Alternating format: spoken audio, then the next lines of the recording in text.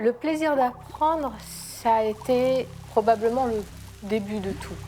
J'étais de plus en plus attirée par la mécanique des fluides en particulier. Je trouvais ça magnifique, cette façon de bouger, d'être...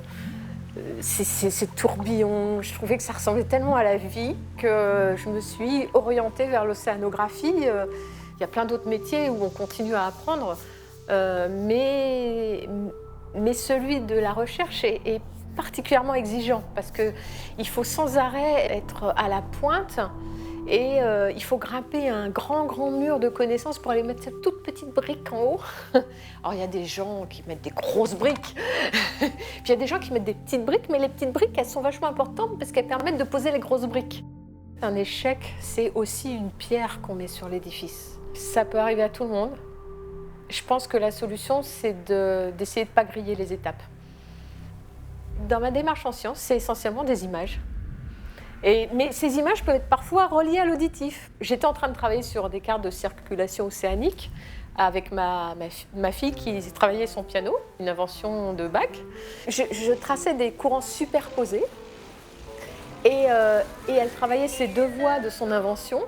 Par moments, les couches n'étaient pas ensemble. Et puis dans certaines régions, elles se rejoignaient toutes pour faire un seul courant, comme les doubles croches de ma fille. C'était excellent. J'étais heureuse. C'était comme une grande association, comme tous se mettaient ensemble, l'unité parfaite. Ouais, quand je pars en campagne océanographique, on a énormément de choses à organiser. On est des logisticiens, autant que des scientifiques. On est fondus d'abord dans l'organisation et ensuite dans l'objet qu'on veut explorer. Et en plus, quand on est au milieu de l'océan, c'est vrai qu'on se sent très humble et quasiment insignifiant. Et de toute façon, on est rempli de ce qu'on cherche. Aller chercher ces données, c'est quelque chose qui est vraiment moteur dans mon travail.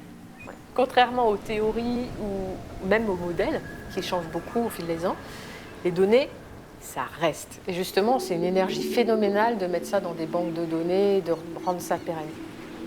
Ce que je fais comme travail scientifique, c'est l'interprétation de ces données.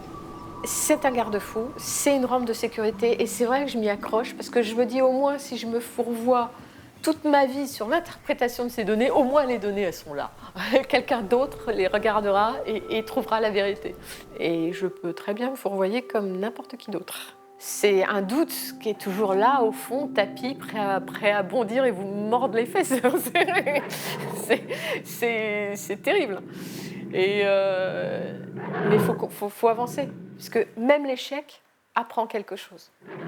Ce qu'on aime en science, c'est justement les débats contradictoires. C'est ce qui permet d'avancer. C'est ce que je disais, c'est le changement d'angle.